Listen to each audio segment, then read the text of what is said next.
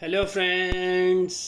कैसे हैं आप लोग? उम्मीद है फिट हैं, लाइफ एंजॉय कर रहे हैं। फ्रेंड्स, आज डिटेल से वीडियो शेयर करेंगे स्लैरी प्लांट्स के अबाउट, और इनको आप रूफटॉप पे, बालकनी पे इजीली ग्रो कर सकते हैं। लेकिन ये कभी भी बहुत ज़्यादा गर्मी में, हबस में, धूप में कभी भी आपका प्लांट ग्रो नहीं होगा। इसको आज हम सीड से ग्रो करेंगे, और इसका जो ग्रोइंग सीज़न है वो आप जनवरी, फरवरी, मार्च में भी ग्रो कर सकते हैं। अगर आप चाहें तो इसको अगस्त, सितंबर में भी ग्रो कर सकते हैं। मतलब आपने कोशिश करनी है कि मई, जून, जुलाई या अगस्त, ये वाले मंथ्स में बस आपने अवॉइड करना है।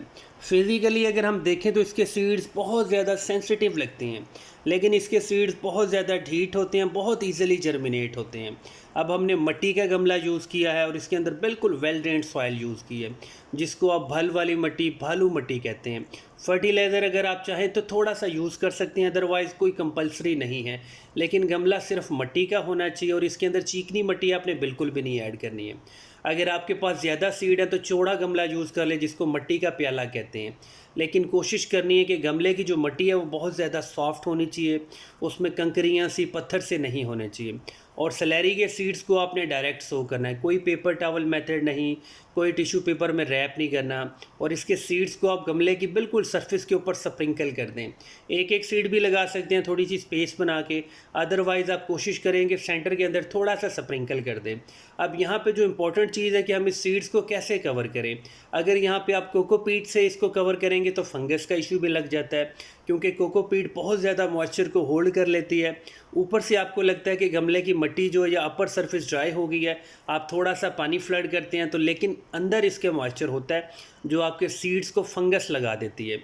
इसलिए आपने कोशिश करनी है सीड लगाने के बाद बिल्कुल सादा सी मिट्टी लेनी है, थोड़ी सी सॉफ्ट सी होनी चाहिए, उसमें अगर थोड़ा सा मॉइस्चर हो तो कोई इशू नहीं है, उसी से अपने सीड्स को कवर कर देना है। अगर आप एक्सपर्ट हैं तो ऐसे कर लें, अदरवाइज़ आप कोशिश करें एक मुट्ठी सादा सी मिट्टी हो और एक मुट्ठी जो कोकोपीट है उसको मिक्स कर दें। दो मुट्ठियों को मिक्स करके अच्छे से अपने सीड्स को कवर कर देना है।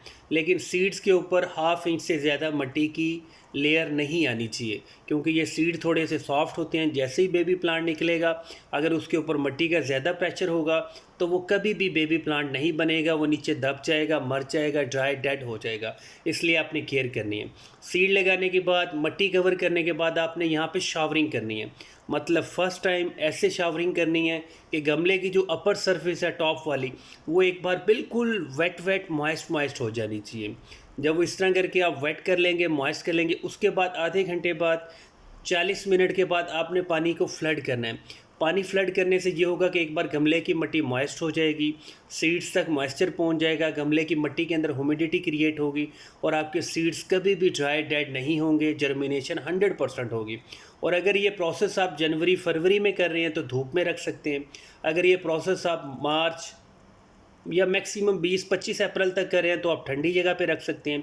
अगर आप यही सीड्स ग्रो करें अगस्त, सितंबर में, तब भी कोशिश करें अपने प्लांट्स को ठंडी जगह पे रखें। और जब तक आपके सीड जर्मिनेट नहीं हो जाते, आपने गमले की मिट्टी को कभी भी बहुत ज़्यादा ड्राई नहीं होने देना। उसको सिर्फ मॉइस्ट रखें, चाहे दिन में 2 बार शावरिंग करनी पड़े या 10 बार शावरिंग करें, आपने लाजमी करनी है। गमले की मिट्टी को सिर्फ और सिर्फ सॉफ्ट सा रखें, उसको थोड़ा सा वेट रखें, मॉइस्ट रखें सिर्फ। और आज जो अपडेट शेयर कर रहे हैं ये 23 डेज़ के बाद है। 2 या 3 दिन के बाद पहले 2 सीड्स फ़ौरन जर्मिनेट हो गए थे। हो सकता है वो फ्रेश सीड हो, उनमें ज़्यादा मॉइस्चर हो, वो जल्दी से जर्मिनेट हो गए थे। लेकिन ओवरऑल इसको टाइम लगता है कोई 15 से 20 दिन का, और बाकी सीड्स भी अभी जर्मिनेट होना स्टार्ट हो गए हैं। अगर आप देखें तो गमले की मिट्टी बिल्कुल मॉइस्ट है, हल्की हल्की सी मॉइस्ट है। कुछ बारिशों का इशू हुआ था, ओवर वाटरिंग का इशू हुआ था, लेकिन हमने अपने प्लांट्स को बचा लिया था। ओवरऑल हमारे पास 10 या 15 सीड थे जो मैक्सिमम सारे जर्मिनेट हो गए हैं। अब अगर आप चाहें तो इनको ट्रांसप्लांट कर सकते हैं। सैलरी के जो सीड्स होते हैं, जो बेबी प्लांट्स होते हैं, उनकी बहुत ज़्यादा रूट्स नहीं होती। अगर आपका प्लांट बड़ा मैच्योर भी हो जाए तो फिर भी बहुत थोड़ी सी रूट्स होती हैं। आप 6 इंच का, 8 इंच का एक छोटा सा गमला लें, उसके अंदर वेल ड्रेन्ड सॉइल डालें, और आपने यहाँ पे 1 टाइम फर्टिलाइज़र यूज़ करना है। मतलब गमले में जितनी मिट्टी है उसी अमाउंट में आपने फर्टिलाइज़र को ऐड करना है। और बेबी प्लांट्स को निकालने के लिए कुछ चम्मच ले लें, कांटा ले लें, रंबा, खुरपा कुछ भी ले सकते हैं। नए गमले में इतना सा होल बनाएं, स्पेस बनाएं, वहाँ पे अपने बेबी प्लांट को फिट करें, साथ मिट्टी लगा दें, मतलब एक बार उसको थोड़ी सी सपोर्ट दे दें। और इस तरह के आप नए गमले के अंदर जब फर्स्ट टाइम पानी देंगे तो थोड़ा सा ज़्यादा पानी देना है, मतलब उसको ट्रांसप्लांट शॉक नहीं लगना चाहिए।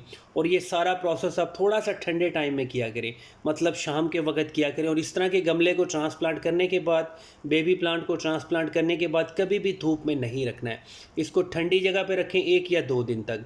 और जो पुराने गमले की मिट्टी जहाँ से आपने निकाली है, वहाँ पे आप दूसरी मिट्टी से जितना भी वो गैप क्रिएट हुआ उसको फिल कर दें, और वहाँ पे भी थोड़ा सा पानी फ्लड कर दें, क्योंकि अभी हमारी बाकी सीडलिंग उसी गमले में है जो हमारा मदर पोट है।